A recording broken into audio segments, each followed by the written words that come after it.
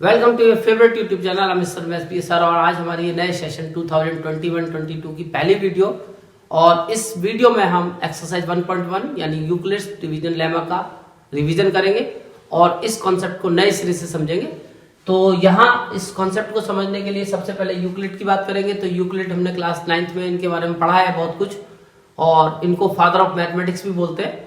इन्होंने एक बुक लिखी थी एलिमेंट्स, और इस बुक में 13 चैप्टर्स थे, जिनमें से 7 चैप्टर में इस कॉन्सेप्ट के बारे में इन्होंने बताया था। लेमा की बात करते हैं तो lemma are the proven statement which use to prove other statements. और ये जैसे थ्योरम्स होती हैं ऐसी प्रूवन स्टेटमेंट्स होते हैं जिनका इस्तेमाल करके हम कुछ चीजों को प्रूव भी कर सकते हैं। तो यहाँ हम कुछ प्रॉपर्टीज प्रूव करेंगे। कभी कभी यहाँ एल्गोरिथम भी हम वर्ड यूज कर लेते हैं। अगर हम इस कॉन्सेप्ट को कैलकुलेशन पर्पस में यूज करेंगे तो हम इसका नाम रखेंगे यूक्लिड डिवीजन एल्गोरिथम, और यहाँ हम उस कॉन्सेप्ट का यूज करके एचसीएफ फाइंड करेंगे। तो ये स्टेटमेंट क्या होता है, सबसे पहले हम देखते हैं theorem 1.1। Given two positive integers,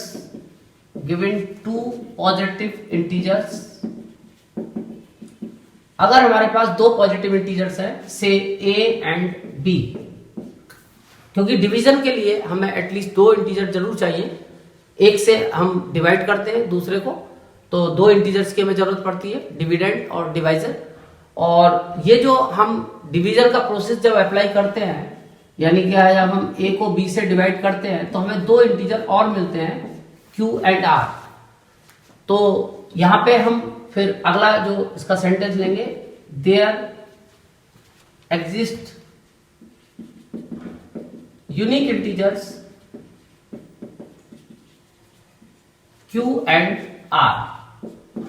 दो हमें इंटीजर और मिल जाते हैं q और r, और ये यूनिक इसलिए है क्योंकि एक पर्टिकुलर केस के लिए q और r की वैल्यू फिक्स होगी।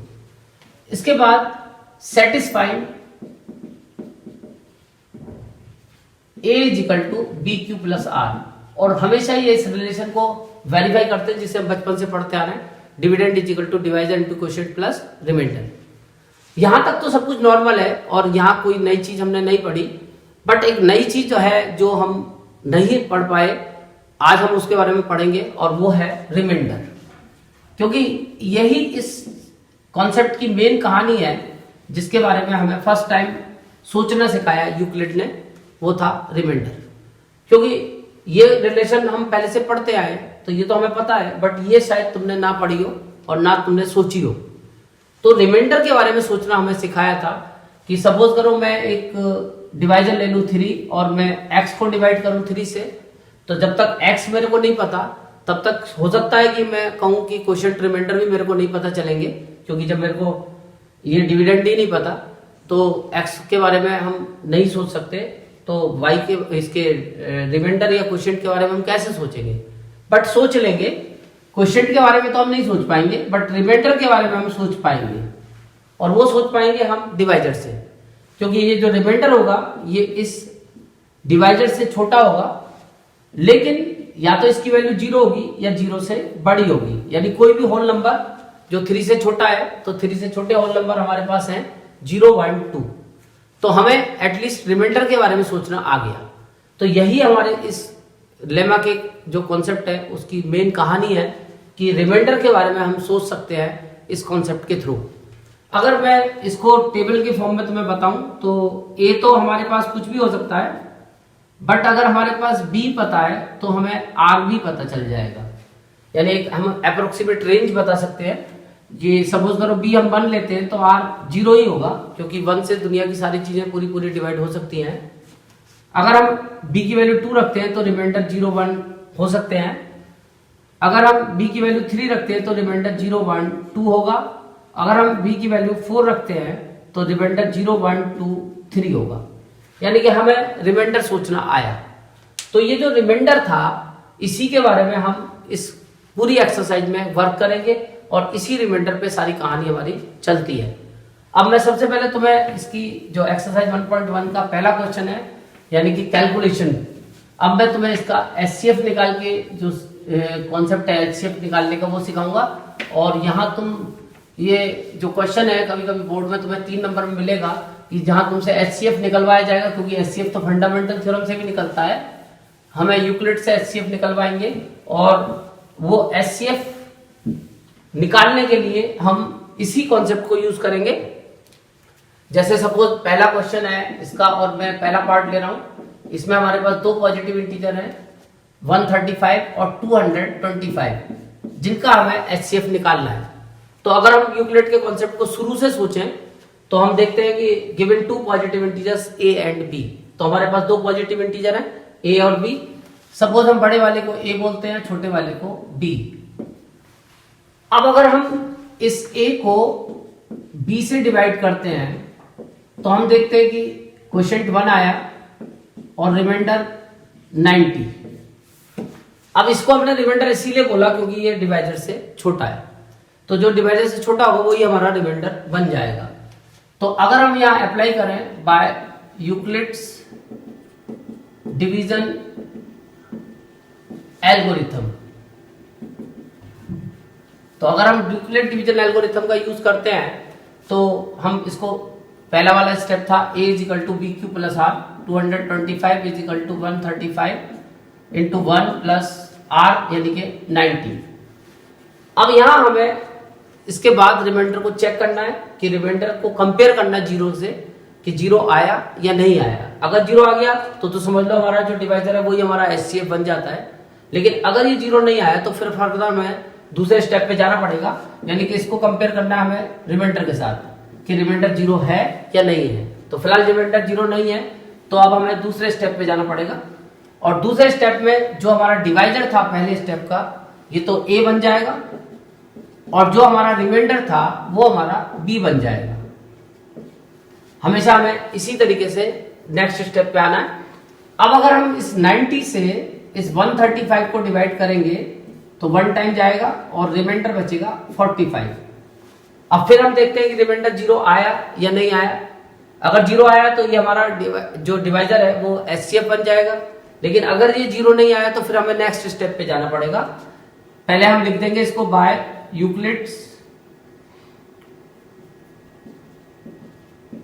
डिवीजन एल्गोरिथम, और यूक्लिड डिवीजन एल्गोरिथम के अकॉर्डिंग A इजिकल टू यानी 135 is equal to B into q 1 plus R यानी कि 45। फिर कंपेयर करेंगे जीरो से, जीरो आया या नहीं आया, नहीं आया तो फिर अब हम थर्ड स्टेप पे जाएंगे और जो हमारा डिवाइजर था वो हमारा A बन जाएगा और जो हमारा रिमाइंडर था वो B बन जाएगा।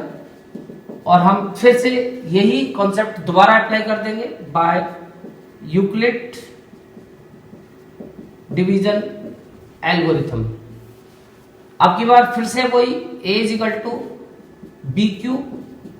अब अगर तुम 90 को डिवाइड करते हो 45 से तो तुम्हें पता है कि 2 टाइम्स ये पूरा पूरा डिवाइड हो जाएगा और जीरो रिमाइंडर आ जाएगा, यानी क्वोशिएंट 2 और रिमाइंडर जीरो।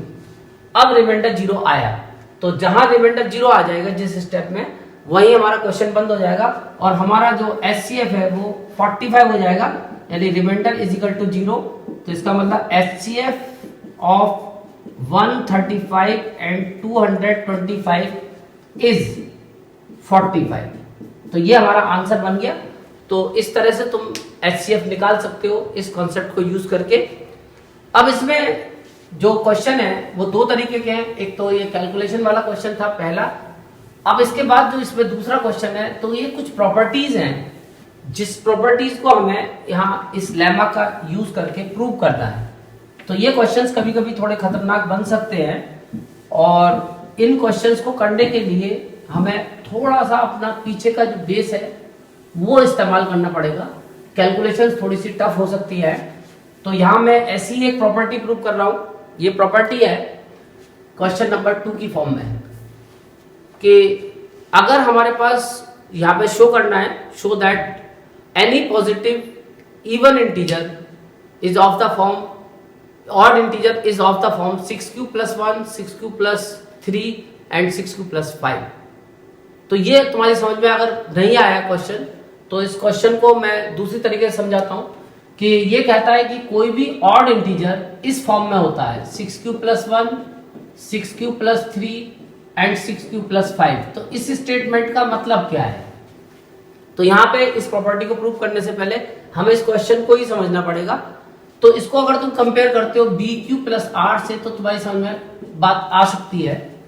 अब तुम इसको जब इससे कंपेयर करते हो तो तुम देखते हो यहाँ बी की जगह 6 आ रहा है और आर की जगह 135 आ रहा है।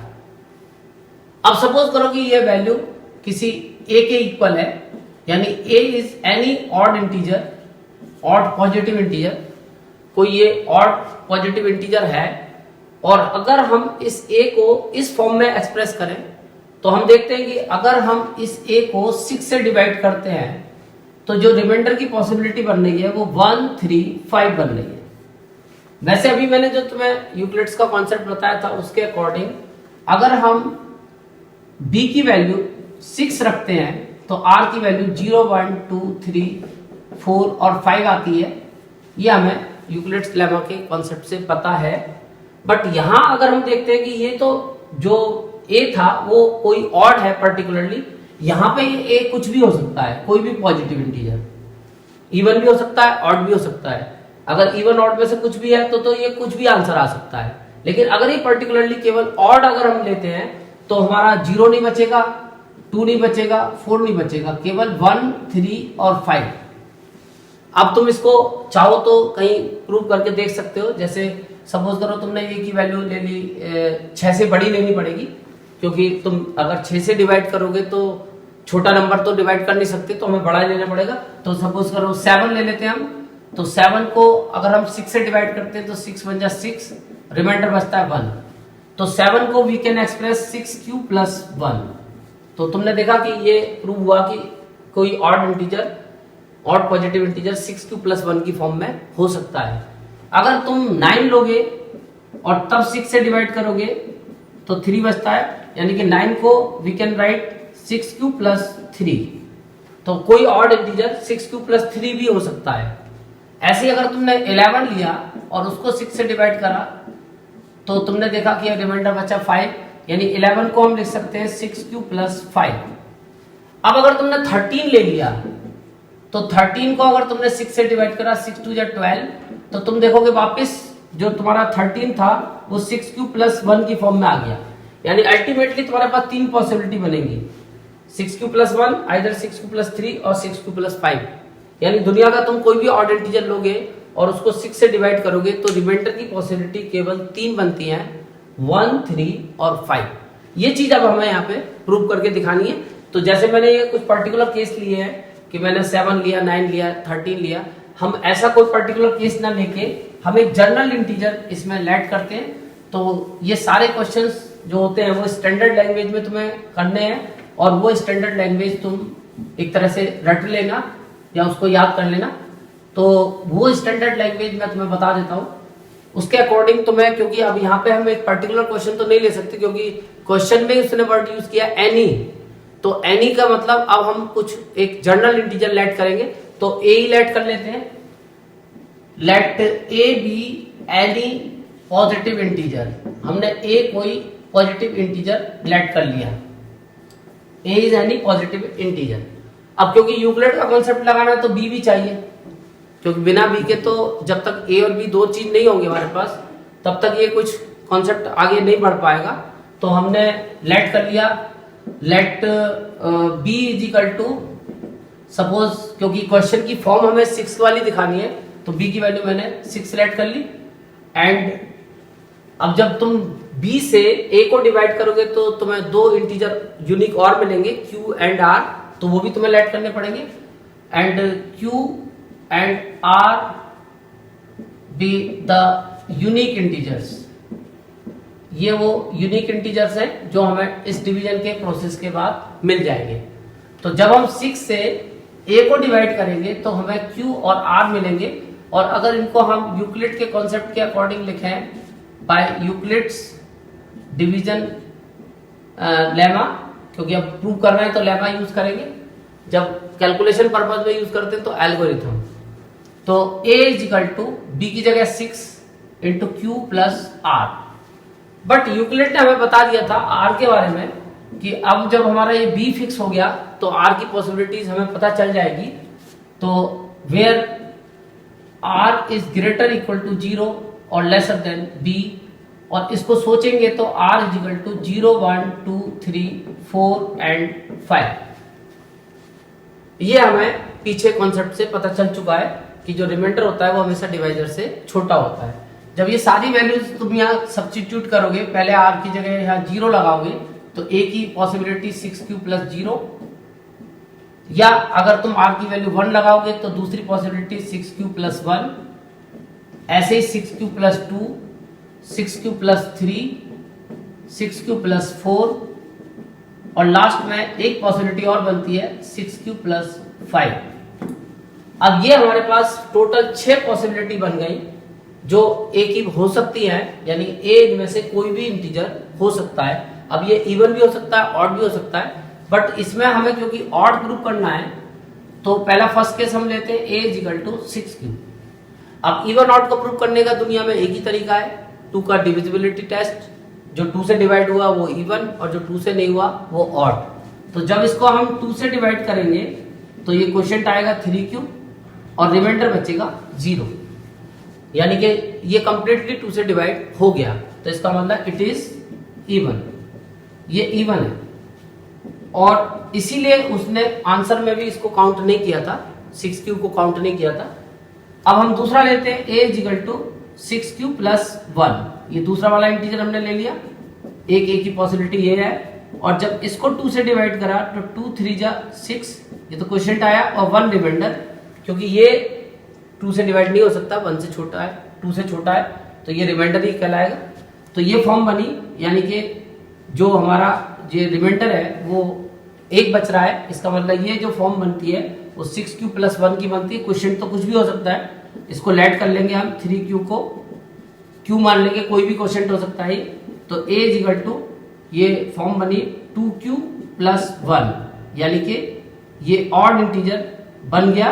तो ये ऑड की फॉर्म डेवलप हुई 6q प्लस 1, तो ये ऑड है, इट इज ऑड, क्योंकि इसमें 1 रिमाइंडर बच रहा है।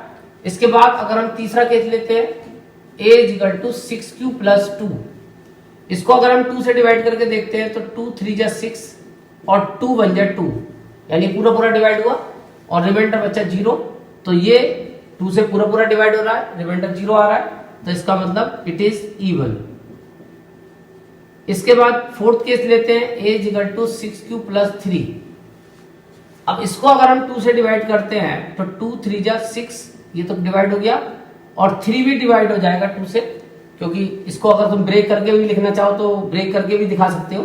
इस तरीके से जितना 2 का मल्टीपल है वो तो अलग कर लो, क्योंकि वो 2 से डिवाइड हो जाएगा, तो इसको 2 प्लस 1 भी लिख के दिखा सकते हो। तो ये पूरी चीज तो डिवाइड हो रही है। अगर इसको हम 2 से डिवाइड कर रहे हैं तो 2 3 जा 6 और 2 1 जा 2 और 1 रिमाइंडर बच जाएगा। इसका मतलब it is odd, it is odd, ये ऑड हो गया। अगर सपोज करो कि हमारे पास एक दूसरा केस अगर हम लेते हैं, चौथा केस कि अगर हमारे पास एक की वैल्यू है 6q प्लस 4, इसको अगर हम 2 से डिवाइड करके देखते हैं तो a इज इक्वल टू 2 3 जा 6 और 2 2 जा 4। अब ये पूरा पूरा डिवाइड हुआ, यानी कि यहां पे हमारे पास रिमाइंडर 0, तो इसका मतलब इट इज इवन। तो इसीलिए उन्होंने 6q प्लस 4 को ऑड नहीं बोला था, 6q प्लस 3 ऑड था, 6q प्लस 1 ऑड था, और 6q प्लस 5 भी ऑड होगा अगर तुम पांचवा केस इसका बनाते हो। थर्ड, ये फोर्थ केस था, ये फिफ्थ केस था, और ये 6th केस है। अब की बार तुमने ले लिया a is equal to 6q plus 5। अब अगर इसको तुम डिवाइड करते हो तो 2 से, तो चाहो तो पहले ब्रेक करके देख लो, इसमें से मैक्सिमम 2 का मल्टीपल अलग कर लो, 6q प्लस 4 प्लस 1। अब ये 2 से डिवाइड हो जाएंगे, तो इसको अगर तुम 2 से डिवाइड करोगे 2 3 जा 6 और 2 2 जा 4, यानी ये डिवाइड करने पे एक रिमाइंडर छोड़ रहा है। ये तो क्वोशिएंट हो गया हमारा, ये रिमाइंडर हो गया, इसका मतलब इट इज ऑड। तो फाइनली जो ऑड की फॉर्म हमें प्रूव करनी थी वो हो गई। एक तो ये ऑड बना 6q प्लस 1, एक ये ऑड बना 6q+3 और एक ऑड बना 6q+5। तो मुझे उम्मीद है कि तुम्हें ये बात समझ में आ गई होगी कि किस तरीके से हम ये केस को सॉल्व करते हैं। एक एग्जांपल भी इसमें दिया हुआ है, उसमें इवन की फॉर्म भी शो करनी है और ऑड की भी। 2q इवन की फॉर्म, 2q+1 ऑड की। तो वहां b की वैल्यू 2 ले लेनी है तुम्हें। तो जो हमारा b है वो हमें क्वेश्चन से आइडिया उसका मिल जाएगा। अब इसके 2 क्वेश्चन अभी इसमें और हैं, वो भी कुछ कुछ इसी तरीके से प्रूव होते हैं। तो उन क्वेश्चंस को भी अब मैं तुम्हें प्रूव करके दिखाता हूं, क्योंकि उनमें से एक क्वेश्चन तो बहुत ही इंपॉर्टेंट है जो नेक्स्ट है, ये बोर्ड में अक्सर आ जाता है। तो इस क्वेश्चन को हम इसी तरीके से सॉल्व कर सकते हैं जिस तरीके से हमने ये वाला सॉल्व किया है। उसमें हमें स्क्वायर की फॉर्म प्रूव करनी है, स्क्वायर। और उसमें हमें ये प्रूव करना है कि square of any positive integer, question number 3 नहीं है 4 है। 3 में तो एक वर्ड प्रॉब्लम है, वो मैं अलग से उसकी वीडियो बना के दूंगा। फिलहाल ही पहले प्रूफ वाले क्वेश्चन हम ले रहे हैं, क्वेश्चन नंबर 4। तो उसमें हमें शो करना है, show that any positive square of any positive integer is either 3m और 3m+1। तो यहाँ 3m और 3m+1 की फॉर्म प्रूव करनी है स्क्वायर की, यानी कोई भी जो स्क्वायर होता है किसी भी पॉजिटिव इंटीजर का, वो इस फॉर्म में होता है। अब इसका मतलब तुम्हें समझ में आ रहा हो कि जैसे तुमने कोई इंटीजर ले लिया सपोज 5, तो अगर तुम 5 का स्क्वायर करोगे यानी 5 का स्क्वायर 25, और जब उसको इस फॉर्म में एक्सप्रेस करोगे तो या तो वो 3m की फॉर्म में आ जाएगा, यानी कि जब हम इसको 3 से डिवाइड करेंगे 3 8 जा 24 और रिमाइंडर आया 1, तो ये फॉर्म बनी 3m+1। अगर ऐसे हमने 6 लिया और 6 का स्क्वायर होता है 36, इसको अगर हम 3 से डिवाइड करेंगे तो 12 क्वोशिएंट आया और रिमाइंडर 0, तो ये फॉर्म बनी 3m। यानी इसका मतलब है कि जब हम किसी भी परफेक्ट स्क्वायर को 3 से डिवाइड करते हैं तो या तो रिमाइंडर 0 बचता है या 1 बचता है। तो वो तुम्हें दिख रहा होगा, 25 भी परफेक्ट स्क्वायर है, 36 भी, और इसको जब हम 3 से डिवाइड कर रहे हैं तो रिमाइंडर 1 आ रहा है, और 36 को डिवाइड कर रहे हैं तो रिमाइंडर 0 आ रहा है। तो अब इसको हम यहाँ कैसे प्रूव करेंगे? तो सेम बिल्कुल इसी तरीके से, क्योंकि हमने यहाँ ना तो 5 ले सकते ना 6 ले सकते, हमें जनरल इंटीजर पे से प्रूव करना है। तो हमने पहले लेट कर लिया, लेट ए बी यानी पॉजिटिव इंटीजर। बी में ले लेता हूँ 3, क्योंकि मेरे को 3 की फॉर्म प्रूव करनी है। तो बी की वैल्यू में यहाँ 3 रख देता हूँ, and q and r be the unique integers, q be the quotient and r be the remainder. अब जब हम इसको यहाँ पे रखेंगे a = 3q, अब हमें r की जो पॉसिबिलिटी मिलेंगी वो मिल जाएंगी। जब हम b की वैल्यू हम 3 लगाएंगे तो r की पॉसिबिलिटी जो आएंगी वो 0 1 2 आएंगी, 3 पॉसिबिलिटी। और जब ये r की पॉसिबिलिटी हम यहाँ पुट करेंगे तो a की पॉसिबिलिटी एक तो आएगी 3q, एक आएगी 3q+1 और एक आएगी 3q+2। इनमें से हम तीनों पॉसिबिलिटी के साथ एक्सपेरिमेंट करेंगे। First case a = 3q। अब लेकिन हमें जो प्रूव करनी थी फॉर्म 3m और 3m+1 की, वो स्क्वायर की करनी थी, कि square of any positive integer. तो अब अगर हम इसका स्क्वायर करते हैं, स्क्वायरिंग करनी पड़ेगी तो बोथ साइड ही करनी पड़ेगी। तो हमें a स्क्वायर को चेक करना था, वो आया 9q²। अब अगर हम इस 9q² को 3 से डिवाइड करें तो 3 3 जा 9, ये क्वोशिएंट आ गया और रिमाइंडर 0। अब इसको हम कोई भी इंटीजर लेट कर सकते हैं, सपोज m, तो ये फॉर्म बन गई 3m+0 यानी कि 3m। आगे लिख देंगे लेट 3q² = m। ये हमारी पहली फॉर्म प्रूव हो गई कि कोई पॉजिटिव इंटीजर का स्क्वायर 3m हो सकता है। इसके बाद में अगर हम दूसरा केस लेते हैं और a = हम लेके चलते हैं 3q+1, और फिर से क्योंकि हमें स्क्वायर चेक करना है और स्क्वायरिंग बोथ साइड करते हैं, तो अब तुम्हें यहाँ पे ये आइडेंटिटी से इसको करना पड़ेगा एक्सपेंड। तो जब आइडेंटिटी से इसे एक्सपेंड करते हैं a + b का होल स्क्वायर, तो a² + 2ab + b²। तो ये सॉल्व हो क्या आ जाता है 9q² + 6q+1। अब इनको अगर हम 3m की फॉर्म में लिखना चाहते हैं तो ये दोनों टर्म तो 3 से डिवाइड हो सकती है, 1 3 से डिवाइड नहीं हो सकता, तो उसको तो छोड़ दो। इन दोनों को जब तुम 3 से डिवाइड करोगे तो 3 3 जा 9 और 3 2 जा 6, और ये 1 एज इट इज रहेगा। अब ये जो इंटीजर आया, क्वेश्चन जो हमारा आया, इसको हम कोई भी इंटीजर m लेट कर लेते हैं तो ये फॉर्म बन जाएगी 3m प्लस 1। आगे हम लिख देंगे let 3q square plus 2q is equal to m। तो हमने देखा कि किसी पॉजिटिव इंटीजर का स्क्वायर 3m प्लस 1 भी पॉसिबल है। तो दो फॉर्म तो हमारी पॉसिबल है। अब हम अगर इस चीज को तीसरी बार अप्लाई करके देखते हैं तो देखते हैं कि क्या यही इनमें से कोई आता है या कोई नया आता है। तो अब की बार मैंने ले लिया 3q प्लस 2। अब अगर मैं इसका स्क्वायर देखता हूं करके 3q प्लस 2 का स्क्वायर, तो ये आता है 3q का स्क्वायर 9q स्क्वायर। अब की बार डायरेक्ट खोल रहा हूं, 3 2 6 और 6 2 12q प्लस 2 का स्क्वायर 4। अब इसको हमें फॉर्म दिखानी थी 3m वाली, तो पहले तो मैं इस 4 को ब्रेक कर लेता हूं। 4 को लिख लेता हूं 3 प्लस 1, यानी मैक्सिमम 3 का मल्टीपल मैंने अलग कर लिया क्योंकि मेरा डिवाइजर 3 है। अब मैं इनको तो 3 से डिवाइड कर सकता हूं, 1 को नहीं कर सकता। तो जब इसको 3 से डिवाइड करते हैं तो 3q स्क्वायर, 3 4 12q और 3 1 3। और ये जो हमारा क्वेश्चन आया इसको हम कोई भी इंटीजर सपोज कर सकते हैं m। तो ये फॉर्म बन गई 3m प्लस 1। तो फिर से तुमने देखा कि ये कोई नया इंटीजर नहीं आया, वही पुरानी फॉर्म आ गई 3m प्लस 1।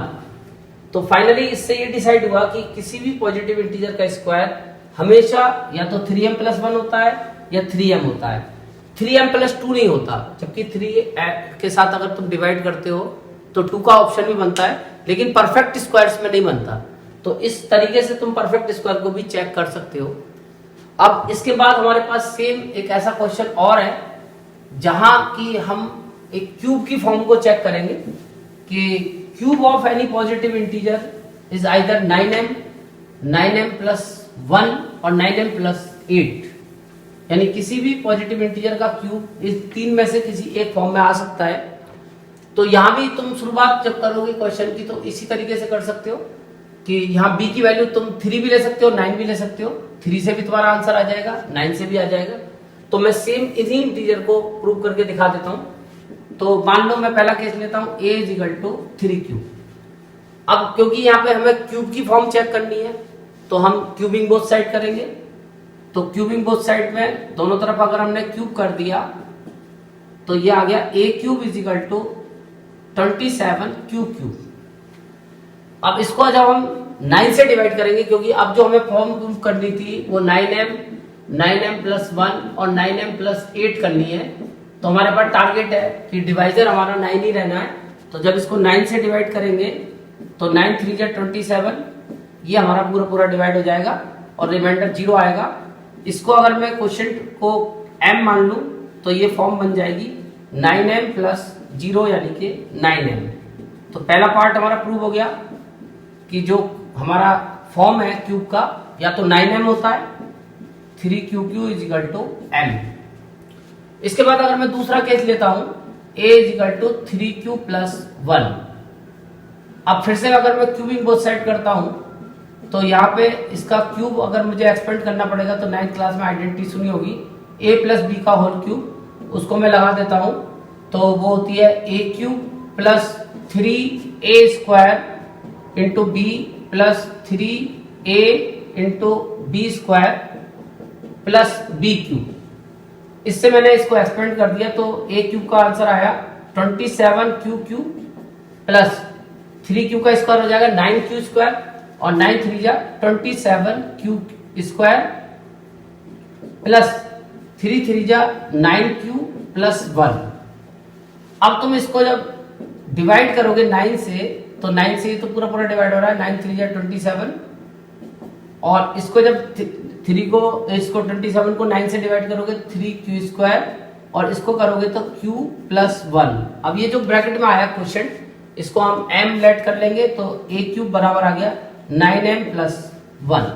आगे लिख देंगे let 3q plus 3q square plus q is equal to m। ये हमारी दूसरी फॉर्म बनी 9m प्लस 1। अब अगर हम तीसरा केस लेते हैं a is equal to 3q plus 2, तो अब अगर इसको हम क्यूबिंग बोथ साइड करते हैं और एक्सपेंड करते हैं 3q प्लस 2 को, तो जो इसका आंसर आएगा मैं डायरेक्ट कर देता हूं 3q का क्यूब जो हो जाएगा 27q cube plus 3a² b, तो a का स्क्वायर होगा 9q स्क्वायर और 9 3 जा 27 और 27 की फिर 2 से 2 होगी तो 54q स्क्वायर प्लस फिर आएगा 3ab², तो 3 × 3 9q और b स्क्वायर का मतलब 4, तो 9 4 जा 36q और प्लस 2 का क्यूब 8। अब इसको अगर हम 9 से डिवाइड करते हैं तो 9 3 जा 27 और 9 6 जा 54 और 9 4 जा 36 और 8 ऐसे ही रहेगा क्योंकि ये 9 से छोटा है तो इसको हम डिवाइड नहीं कर सकते, रिमाइंडर है। अब जो भी अंदर आया इसको हम क्वोशिएंट को m मान लेंगे तो ये फॉर्म बन जाएगी 9m + 8। तो तुमने देखा कि किसी भी पॉजिटिव इंटीजर का जो क्यूब आता है वो हमेशा इसी 3 में से एक ऑप्शन पे आएगा, या तो वो 9m आएगा या वो 9m + 1 आएगा या फिर वो 9m + 8 आएगा। अब अगर हम कोई और केस लेते और फिर से हम क्यूबिंग करके चेक करते तो वो आता 9m + 8 या 9m + 1 या 9m। तो इसका मतलब ये जो प्रॉपर्टीज है वो हमने यूक्लिड्स के कॉन्सेप्ट से प्रूव कर दी है। तो अब इनकी तुम प्रैक्टिस करोगे, इसके अलावा कुछ इसके और भी इंपॉर्टेंट क्वेश्चंस हैं जो मैं तुम्हें एक्स्ट्रा क्वेश्चंस की वीडियो में दूंगा। Thank you.